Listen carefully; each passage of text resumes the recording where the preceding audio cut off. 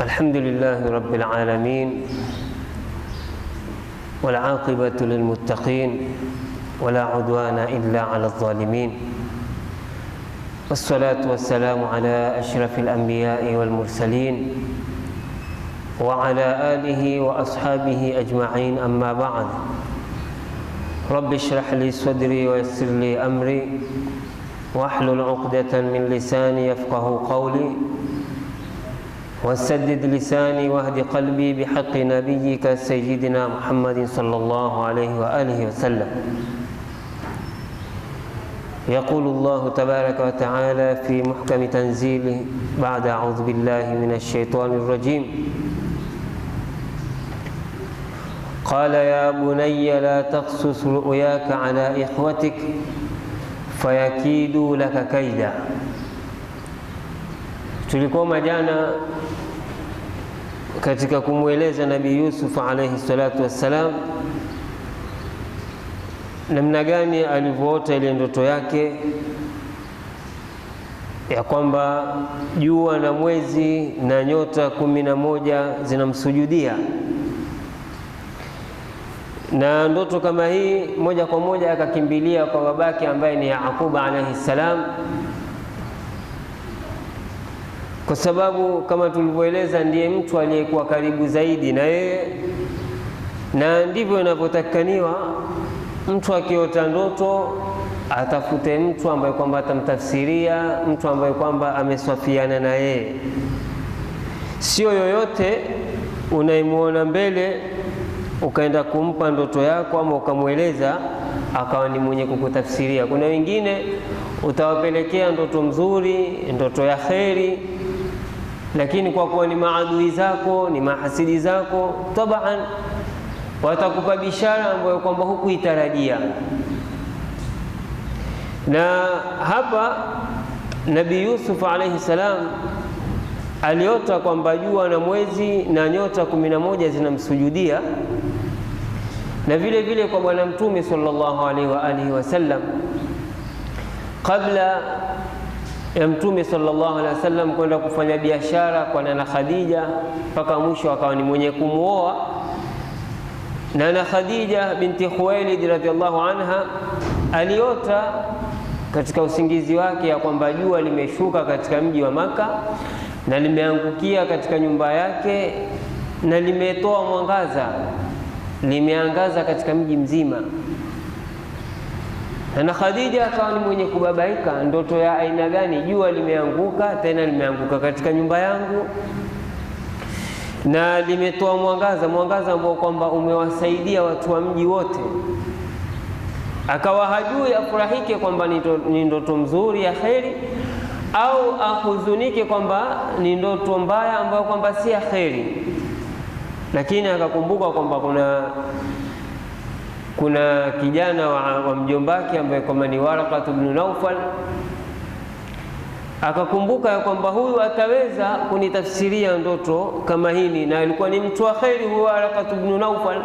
Ndiye yule ambaye kwamba bwana mtume sallallahu alaihi wasallam alipojiliwa na Jibril alayhi salam mwanzo katika pango, alipokuja kwa nana Khadija akasema zammiluni, akaenda akaitwa huyu Waraka ibn Naufal alikuja kumwangalia amepatikana na kitu gani. Bwana mtume sallallahu alaihi wasallam alipokuja ndo akatoa bishara ya kwamba hii hali alionayo huyu hajapatikana na shetani wala pepezi za shetani, isipokuwa amejiliwa na Jibril alayhi salatu wassalam, na huyu atakuwa ndiye mtume wa mwisho, ndiye aliyetoa bishara ya utumi.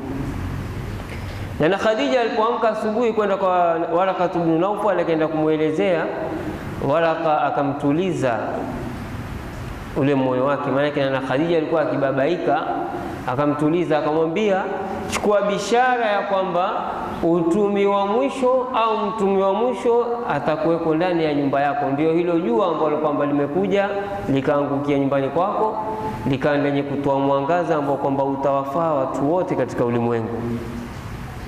Nabii Yusuf alayhi salam na yeye vile vile aliota kwamba jua na mwezi zinamsujudia. Moja kwa moja akakimbilia kwa babake. Baba alichukua hatua gani baada ya kuelezwa ndoto kama hii na mtoto wake? Mwenyezi Mungu Subhanahu wa Ta'ala atuambia, qala ya bunayya la taqsus ru'yaka ala ikhwatika fayakidu laka kaida inna ash-shaytana lil-insani aduwwun mubin. Jana tumeangalia Nabii Yusuf alayhi salam alipokwenda kwa babake alimuita kwa jina kwamba ya abati. Kuna tofauti ya mtu kusema ya abi na ya abati. Ya abati manake ni tamshi ambalo kwamba la tahannun, tamshi ambalo kwamba la sikitiko na upendo na mapenzi na kila kitu ambalo kwamba latoka ndani ya moyo wa mwanadamu. Ewe babangu kipendwa.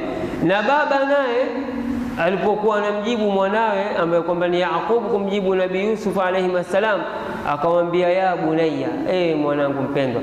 Hapa pia kuna tofauti ya kusema yabni na ya bunayya. Bunayya ni yule mtoto ambaye kwamba amejaa katika moyo wako.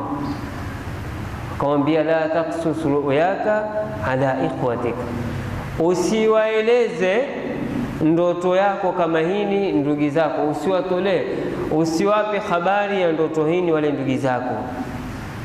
Hapa Qur'ani inatuonyesha ya kwamba ile jua na mwezi na nyota 11 alizoziona Nabii Yusuf alayhi salam zilikuwa ni ndoto, kwa sababu aliona jua na mwezi na nyota zikimsujudia.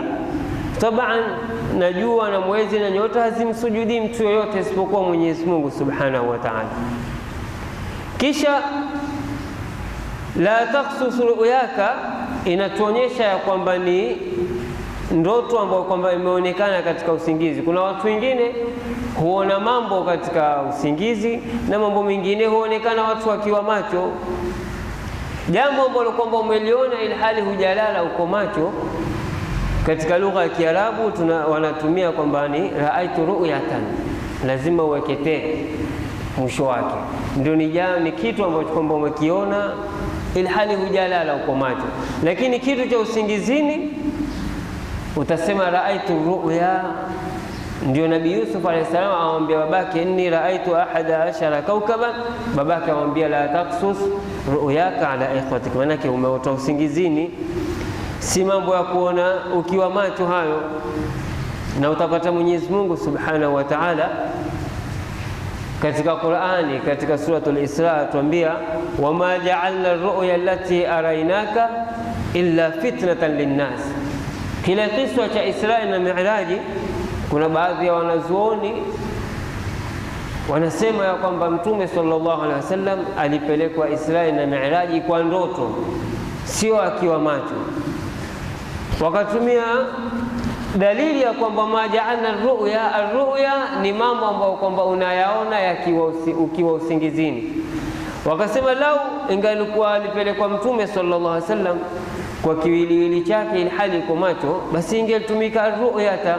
Lakini wakasahau ya kwamba ar-ru'ya kwa mwanadamu mwingine yoyote asiokuwa mtumi, ukisema ar-ru'ya inakuwa ni ndoto, tena iwe ni ya kweli ama si ya kweli. Lakini ru'ya kwa mitumi ni sawa sawa na kusema ru'yatan, manake ndoto ya mitumi lazima iwe ni kweli.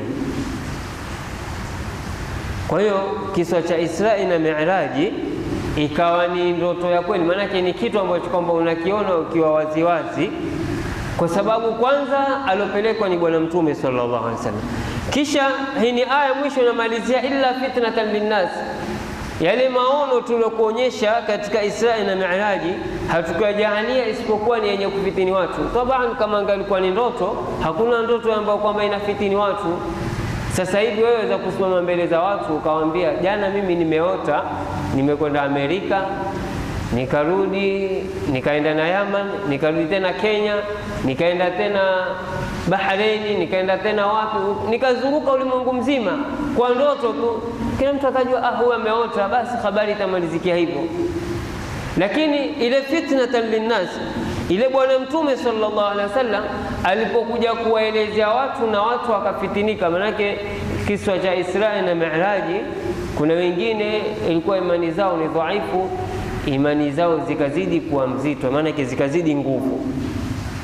Kuna wengine walikuwa imani zao ni dhaifu kwa kupata kiswa hichi cha Isra na Mi'raji, waliyadhu billah, wakawa ni wenye kurtadi kutoka katika Uislamu. Kuna wengine walikuwa si Waislamu, kwa kiswa cha Isra na Mi'raji wakaingia katika Uislamu. Kuna wengine walikuwa si Waislamu, kwa kiswa cha Isra na Mi'raji wakazidisha ukafiri juu ya ukafiri wao, kama kina Abu Jahali. Kwa hiyo hii kwamba fitnatan linnasi ni kwamba Isra na Mi'raji haikupatikana katika ndoto, bali ilipatikana bijasadihi wa ruhihi sallallahu alayhi wa alihi wasallam.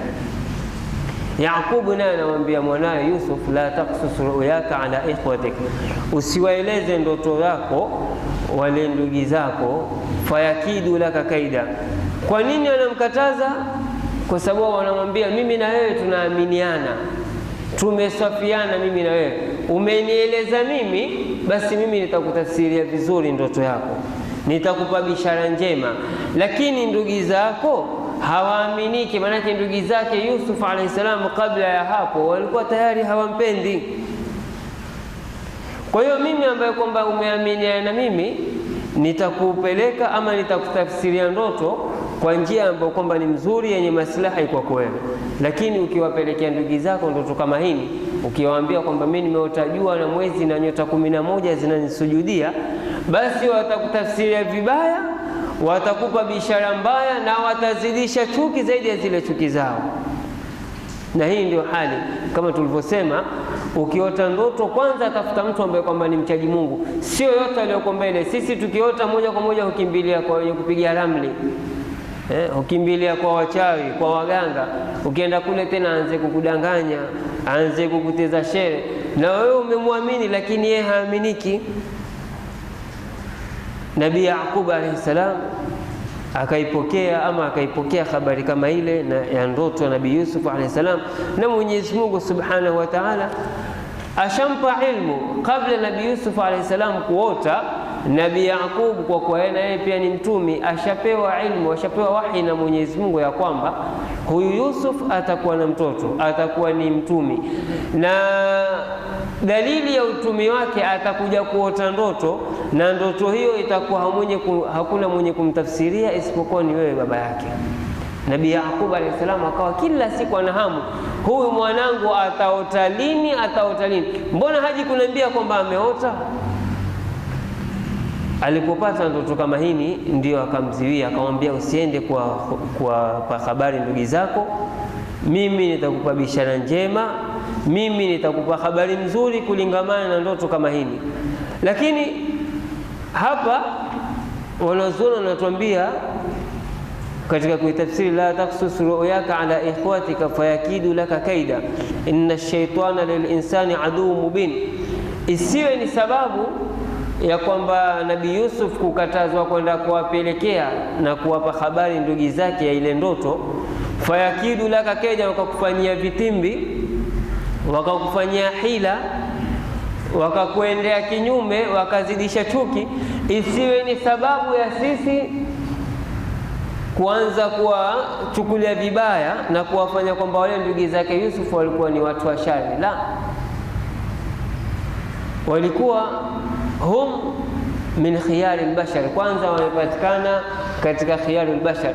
Wale ndugu zake Yusuf ni watu bora kama alivyokuwa ndugu yao Yusuf, isipokuwa ndugu yao aliwashinda kwa ule utumi, kwa sababu na wao pia ni watoto wa Yaqub. Yaqub ni mtoto wa Ishaq, Ishaq ni mtoto wa Ibrahim alayhi salatu wassalam.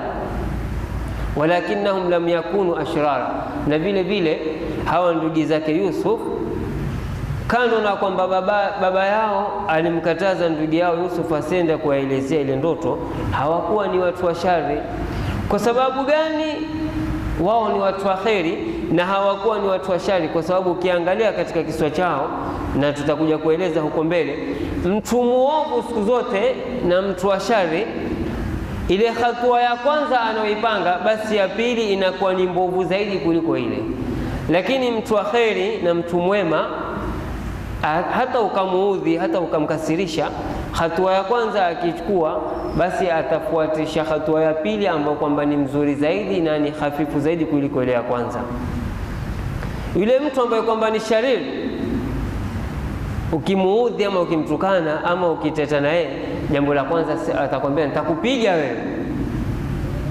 Ukamuongeza maudhiko, jambo la pili atakwambia nitakukata kata viungo vyako, nitakupoteza mimi, nitakuvunja vunja mwili wako. Maana ametoka katika kupiga, ameenda katika kukukatakata, katika kukuvunja vunja, mpaka mwisho nitakupoteza, nitakupeleka mahali hujulikani uko wapi. Ndio mtu ashara na kwa hivyo. Lakini hawa watoto wa Yaqub kwanza walisema kwamba uktulu Yusuf, kama tutakavyokuja kusoma mbele. Kwanza walitaka kumuua, kisha wakasema la, tusimuue, tumpeleke katika ardhi za mbali, awe yuko mbali na baba yake. Kisha wakasema hata kumpeleka ardhi za mbali pia ni mbaya zaidi, tumtie katika kisima apate kuokotwa na watu, awe hakufa lakini hapa mjini kwa babake hayuko tena. Kwa hiyo hawa ni min khiyari albashari walakinnahum lam yakunu ashrar. Ikhwatika fayakidu laka kaida. Alkaid huwa alihtiyal almastur, ni kumfanyia mtu hila ambazo kwamba hazijui. Na sana sana kaida inakuwa kwa mtu ambaye kwamba humwezi. Mtu usomweza kupigana naye ana kwa ana, utaanza kumfanyia hila, maana yake kumwendea kichini chini, kumfanyia mambo kisiri siri. Kwa hiyo hakuna anayefanya vitimbi isipokuwa mtu ambaye kwamba ni dhaifu. Mtu mwenye nguvu, mtu anayekuweza kwa vita, hata siku moja hawezi kukuvamia kwa siri, hawezi kukufanyia vitimbi chini kwa chini, atakufuata moja kwa moja mukabiliane. Inna shaitana lilinsani aduwwun mubin. Kisha hapo Nabii Yaqub katika aya tunaelezwa ya kwamba anamuonyesha Nabii Yusuf ambaye kwamba ni mwanawe, ya kwamba hawa ndugu zako vitimbi vyovyote watakapokufanyia si kupenda kwao, si matakwa yao, isipokuwa ni shetani amewaingilia kati. Ndio inna shaitana lilinsani aduwwun mubin. Kwa hiyo mtu mwovu yoyote au mtu mwenye shari yoyote huwa amekubali kufuata zile satwa na kufuata zile hatua ambazo kwamba amepangiwa na shetani. Wakadhalika yajtabika rabbuka. Nabii Yaqub alayhi salam anaanza kumtafsiria mwanawe ndoto ya kuota nyota 11 na mwezi na jua. Anamwambia ya kwamba Mola wako ndiye aliyekuchagua, na vile vile atakupa amani, na vile vile atakuhifadhi kutokamana na vitimbi vya ndugu zako hawa, na atajahalia hata wakikufanyia vitimbi hawa ndugu zako, watafanya vitimbi ili wewe upate kutengekewa. Mara nyingine mtu ukufanyia wewe hila, ukaona kwamba ni maovu, amenitukana, amenipiga, amenidhulumu, amenisingizia, kumbe Mwenyezi Mungu amejalia kule kusingiziwa kwako, kule kutukanwa kwako, kule kudhulumiwa kwako ndio ukawa ni sababu ya wewe kupata daraja. Na mengi mifano kama hii ni mingi yameonekana. Kuna watu hawakupata daraja isipokuwa baada ya kutukanwa. Kuna watu hawakupata daraja isipokuwa baada ya kupigwa, isipokuwa baada ya kudhulumiwa, baada ya kuonewa. Na mmoja wao ikiwa ni huyu Nabii Yusuf alayhi salam, alipata daraja kwa sababu ndugu zake walimfanyia vitimbi. Kwa hiyo Mwenyezi Mungu atavijalia vile vitimbi vyao ndio maslahi kwako, maana yake ndio kutengekewa kwako. Miongoni mwa kutengekewa kwako, wa yuallimuka min ta'wil ahadith, atakufundisha kutafsiri zile ndoto. Atawajalia kila mwenye cheo atakuwa yakufuata wewe, kila mwenye ufalme yakutegemea wewe, kila mwenye satwa, kila mwenye sultan atakuwa katika ufalme wake na satwa yake na cheo chake, haendi isipokuwa kufuate wewe. Kisha kwa hivi vitimbi vya ndugu zako ndio Yusuf alayhi salam atakuja kuwa ni hafidh li khazain al-ardh. Lau ndugu zake Yusuf hawakumfanyia vitimbi, hawakumfanyia hila mpaka wakamtoa pale mjini, basi huko mbele tutakuja kueleza asingekuwa Yusuf ni mwenye kupata cheo cha kwamba awe ni mwenye kuhifadhi khazain al-ardh, khazina za katika ardhi. Wakati gani? Wakati ambao kwamba kutakuja kuenea njaa. Kisha kwa vitimbi hivyo hivyo wamemfanyia vitimbi ili awe ni mnyonge, ili awe ni mdhalilifu, ili awe hana pa kuelekea, hana pa kushika, hana pa kutegemea.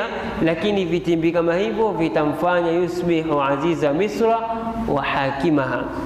Kwa vile vitimbi, Nabii Yusuf alayhi salam ndo atakuja kupata cheo cha kwamba yeye ndo awe ni azizu Misri, awe ni mfalme, awe ndiye mwenye kuhukumu Misri, hakimuha.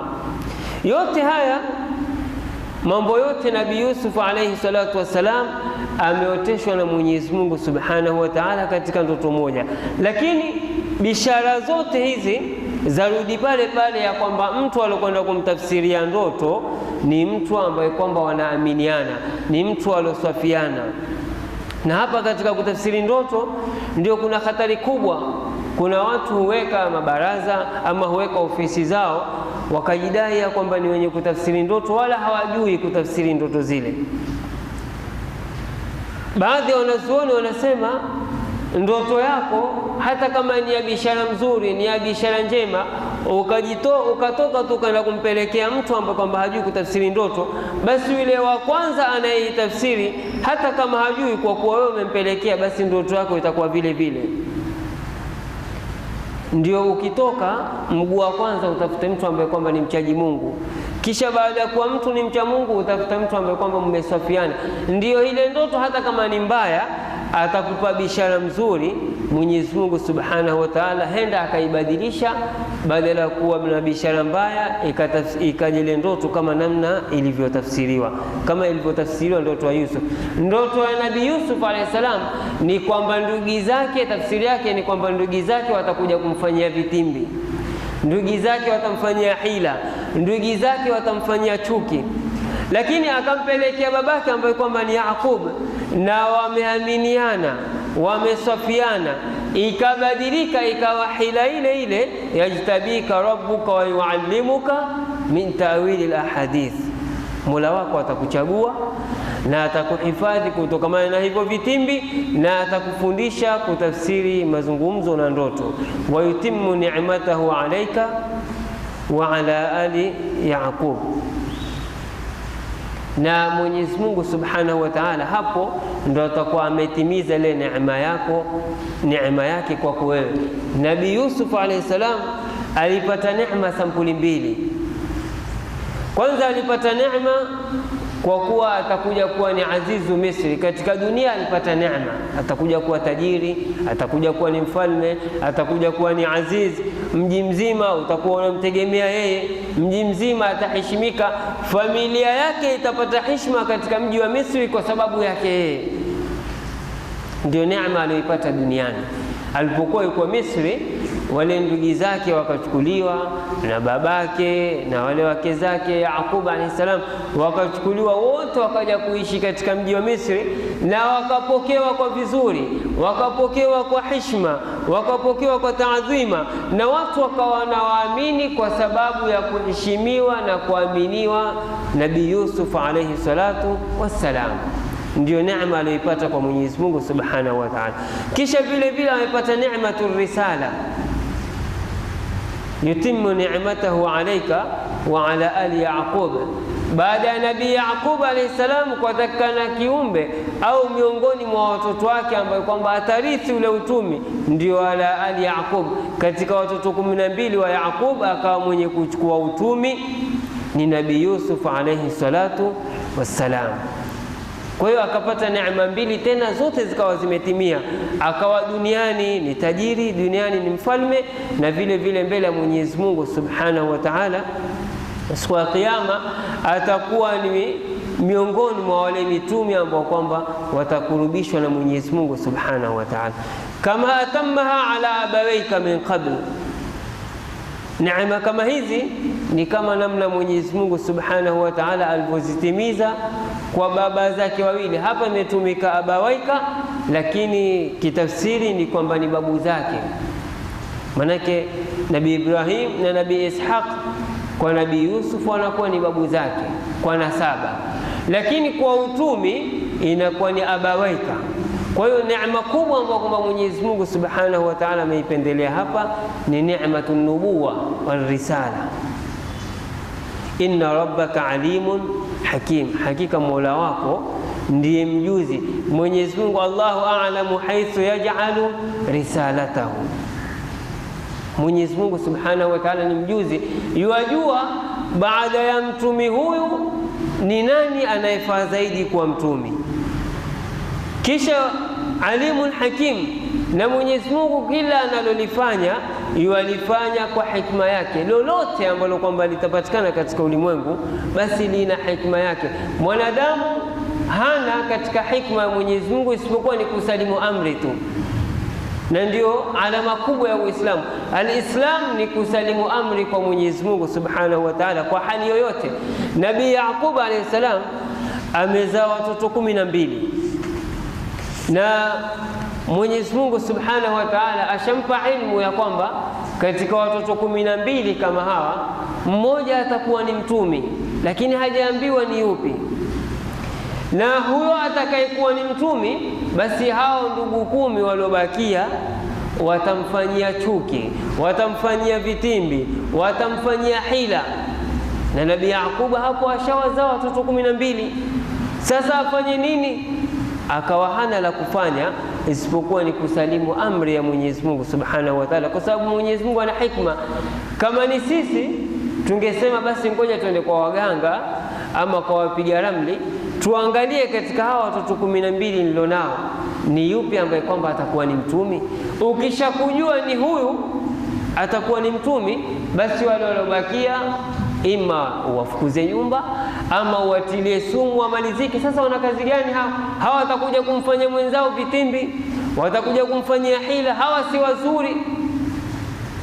Lakini Nabii Yaqub akaelewa ya kwamba hukumu Mwenyezi Mungu kujalia ya kwamba hawa ndugu waliobakia watamfanyia wivu, watamfanyia hila huyu Yusuf, watamfanyia vitimbi. Kuna hikma ya Mwenyezi Mungu Subhanahu wa Ta'ala, na hikma yenyewe ni kwamba kupitia vitimbi vya hawa ndugu zake Yusuf ndio itakuwa ni sababu ya Yusuf kupata daraja.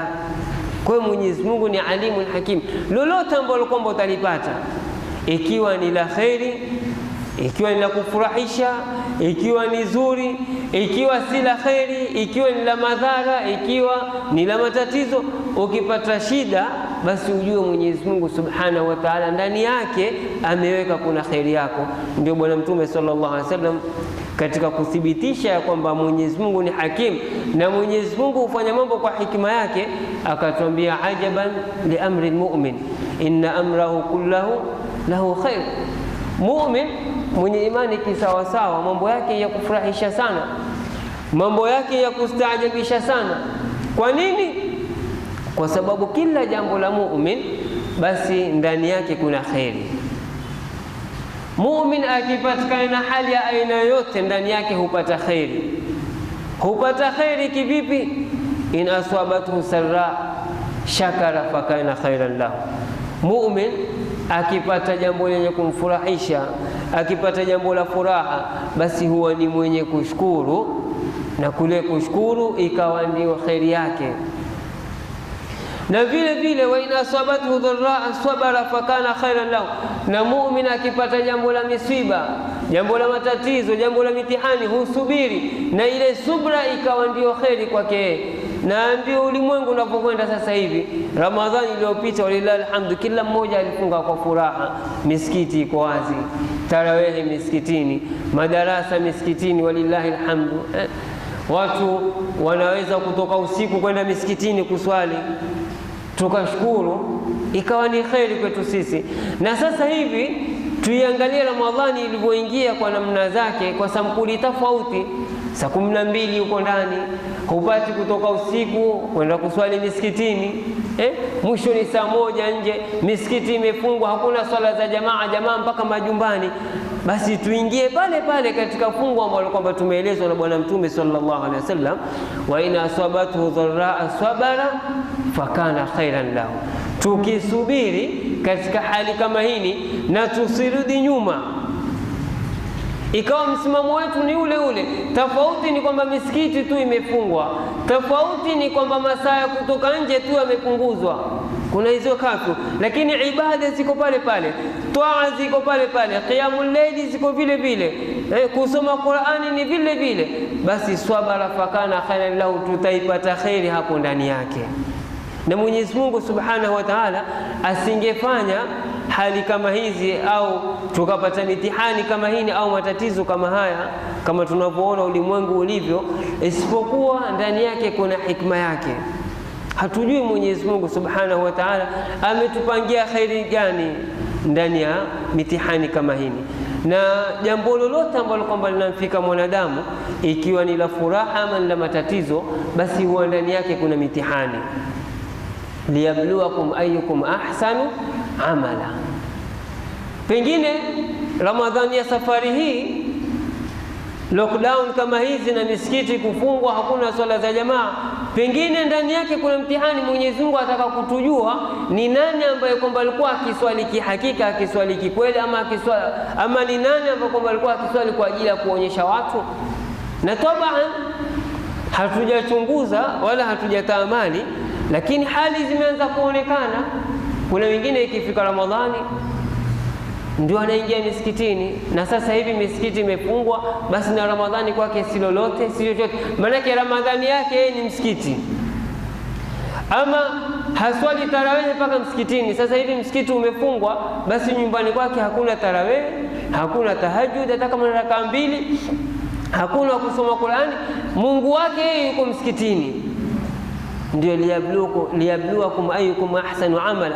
Lazima tuwe makini sana. Pengine ni mtihani Mwenyezi Mungu yuatupa, yuataka kujua ni nani ambaye kwamba alikuwa akifanya ibada kihakika, ni nani ambaye kwamba alikuwa akifanya ibada kwa ajili ya Mwenyezi Mungu. Yule ambaye kwamba alikuwa akisoma Qur'ani kwa ajili ya Mwenyezi Mungu, Mwenyezi Mungu uko kila mahali, hata nyumbani kwako. Tena utakuwa umepata khairi sampuli nyingi zaidi ya msikitini. Itakuwa nyumba yako ndani yake imesoma Qur'ani. Wale malaika ambao kwamba wanakufuata msikitini pindi unaposoma Qur'ani, utasikia raha kiasi gani leo wakufuate nyumbani wale malaika. Nyumbani kwako kuingia malaika kwa sababu ya Qur'ani yako. Wale malaika wanaokuandikia msikitini wakufuate nyumbani, iwe nyumbani kwako ndio maktaba ya malaika kuandika thawabu. Jambo la kheri lolote ambalo ulikuwa unalifanya msikitini, ulifanya nyumbani kwako, na malaika badala ya kutoka na amali msikitini waende nao kwa Mwenyezi Mungu Subhanahu wa Ta'ala, watoke na amali kutoka katika nyumba yako. Ile nur ambayo kwamba inatoka katika msikiti kwa zile amali njema wanazofanya waumini katika msikiti, wakapanda nayo malaika, ile nuru ambayo kwamba inaangaza mpaka wale malaika wakawa wanapigania fasabiqati sabaqa, ikawa kila malaika anaipigania nuru kama ile na amali njema kama ile. Waonaje wewe ile nuru ya ibadati na zile toa iwe imetoka kutoka katika nyumba yako mpaka kwa Mwenyezi Mungu Subhanahu wa Ta'ala, badala kutoka msikitini? Kwa hiyo inna rabbaka alimun hakim, Mwenyezi Mungu Subhanahu wa Ta'ala haingiliwi katika kazi yake. Wala tusianze kunyoshana vidole vya lawama au kulaumiana. Kuna wengine sasa hivi tumeanza kulaumiana, huko kulipoanza magonjwa, huko kulipoanza matatizo, watu walimuasi Mwenyezi Mungu, watu walifanya kadhaa, watu walimkufuru Mungu. Pengine Mwenyezi Mungu Subhanahu wa Ta'ala kwa kosa ambalo kwamba umelifanya wewe unayezungumza hivyo, ndio Mwenyezi Mungu akaanza kuadhibu wale wengine. Maana wengine hufanya kosa, ni mmoja katika ulimwengu, akakosa mwenye kumkanya, akakosa mwenye kumrekebisha, basi ya adhabu kishuka ya ummu swaliha wa taliha. Isipokuwa kubwa zaidi ni kwamba kwanza tujue ya kwamba Mwenyezi Mungu yeye mwenyewe ni mjuzi. Kwa nini akajaalia kwanza Ramadhani ya safari hii kapita katika hali kama hii? Kisha ni hakimu, kwa hikma zake mwenyewe ashaandika katika Allahul Mahfudh ya kwamba Ramadhani ya mwaka 1441 2020 itapita ilhali misikiti ulimwengu mzima imefungwa. Sasa utamuingilia Mungu? Huwezi kumuingilia Mungu. Ni kumwomba Mungu katika ile hikma yake aliyoipanga, basi atukadirie sisi tuingie katika fungu la watu ambao kwamba watapata khairi. kwa sababu inna rabbaka halimun hakim. Kama Nabii Yusuf alayhi salam alipoota ndoto yake, na ndoto ikawa tafsiri ni kwamba atafanyiwa hila na vitimbi, lakini akapata bishara ya kwamba kuna hikma ya Mwenyezi Mungu ndani yake, vile vitimbi atakapofanyiwa na chuki atakazofanyiwa na hila atakazofanyiwa na ndugu zake kwa chini chini, lakini itakuwa ni sababu ya yeye kupata kheri, na itakuwa ni sababu ya yeye kutimiziwa neema za Mwenyezi Mungu Subhanahu wa Ta'ala. Wa yutimmu ni'matahu alayka wa ala ali Yaqub kama atammaha ala abawayka min qablu Ibrahima wa Ishaqa inna rabbaka alimun hakim. Inshallah leo tutakwama hapa. Kesho tutaanza kuangalia twapata mafundisho gani, twapata masomo gani, twapata mazingatiwa gani kutoka katika kiswa cha Nabii Yusuf alayhi salatu wasalam na ndugu zake. Mwenyezi Mungu atujalie kwa haya machache min alladhina yastami'una alqawla fayattabi'una ahsanahu wallahu wa rasuluhu a'lamu bis-sawab.